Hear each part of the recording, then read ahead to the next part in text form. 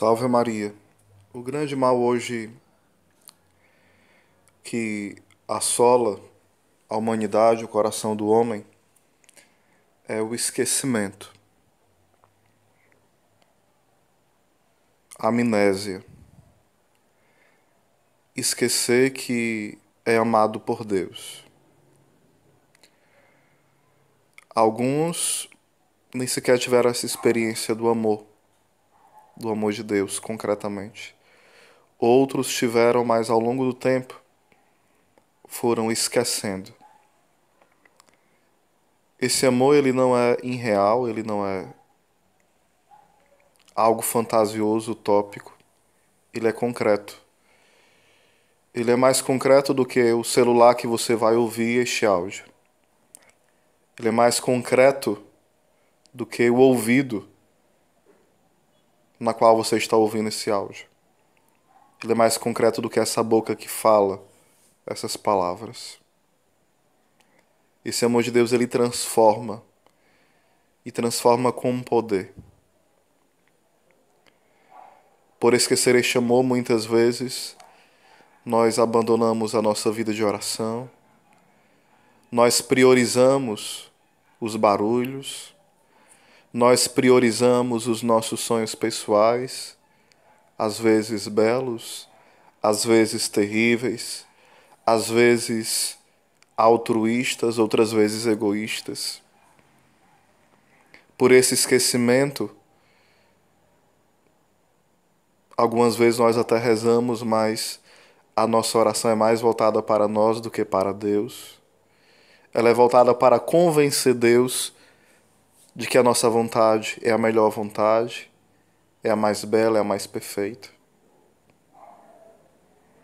Esse esquecimento muitas vezes nos desanima, porque muitas vezes nós contamos com a nossa força. E contando com a nossa força, nós caímos feio. Deus, na sua infinita misericórdia, ele humilha os soberbos.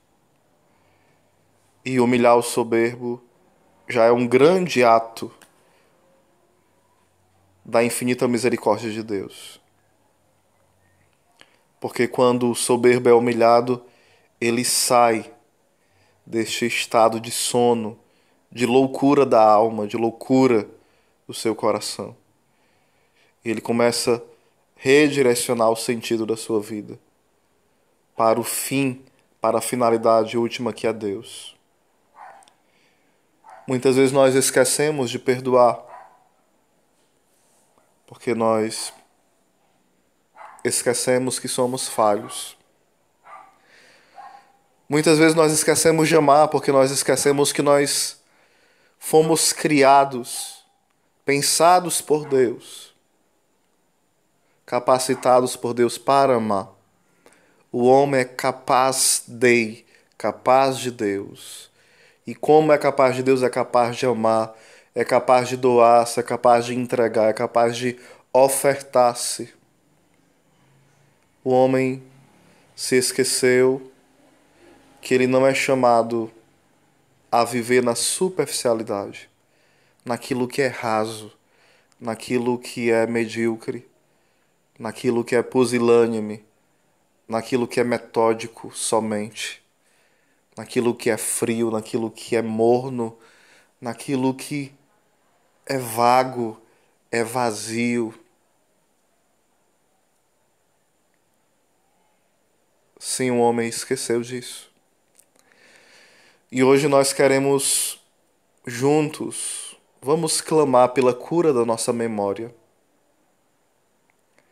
O povo de Deus, o povo judeu, ele tinha essa presença da memória dos feitos de Deus. E ao contemplar os feitos do Senhor, eles novamente reavivavam a sua fé. O Senhor novamente incendiava no coração deles a fé, a esperança, o desejo pela terra prometida, a esperança de chegar lá, a esperança de ver cumprida em suas vidas e na vida dos seus descendentes as promessas de Deus. São João da Cruz, comentando sobre a vontade de Deus, e ele pergunta: será que Deus, ele enganou Abraão? Ele cumpriu a sua promessa a Abraão, porque ele prometeu para Abraão que ele entraria na terra prometida. Mas Abraão, de fato, de certa forma, parece que ele não entrou. E São João da Cruz explica: sim, ele entrou, porque a sua descendência entrou. Ou seja, as promessas de Deus não se cumprem da nossa forma, nos nossos critérios, da nossa maneira. Deus nos promete e Ele sempre vai cumprir, mas não vai cumprir do nosso jeito, com o nosso olhar pequeno, que alcança tão pouco. Mas o Senhor quer nos dar um olhar largo como o de Abraão, que sabia que quando os seus descendentes tocassem aquele chão, ali estava se cumprindo a promessa de Deus. Lembra aqui da história de Santa Gema Galgani, que o Senhor falou para ela que ela ia ser uma passionista, e ela muito doente, muitas lutas, combates, perseguições, e não conseguiu, entre aspas, entrar nas irmãs passionistas. Parece que Deus não cumpriu a sua promessa. Mas logo após a sua morte, pouco tempo depois, ela se tornou padroeira das passionistas, patrona. Ou seja, Deus cumpriu de forma ainda mais sublime do que o que ela esperava.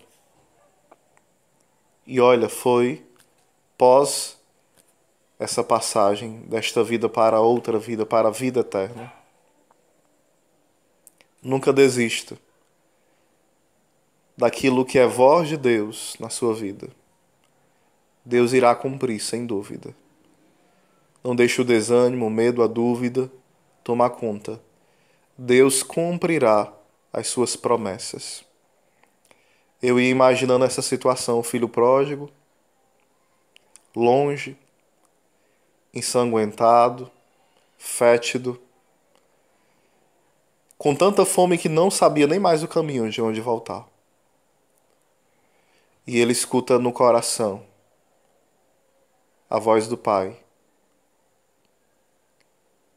mira o meu olhar. Mira o meu olhar. E a cada passo que aquele filho ia dando, ele ia ouvindo as batidas do coração do Pai que o chamava, que o atraía. Era um olhar que não somente era de compaixão, mas era um olhar de atração, que o arrastava, que o alegrava, que o animava, que o ressuscitava. E ao longo do caminho, aquele filho ensanguentado. E aquele sangue não era um sangue de oferta, era um sangue culpável, era um sangue das consequências do seu pecado. Mas ao mesmo tempo a voz do Pai dizia para ele: filho, une o teu sangue, sujo, imperfeito, fraco, ao sangue do meu filho, puro, perfeito, santo, amoroso. Une as tuas chagas, as chagas do meu filho. Irmãos, nós precisamos ouvir também isso.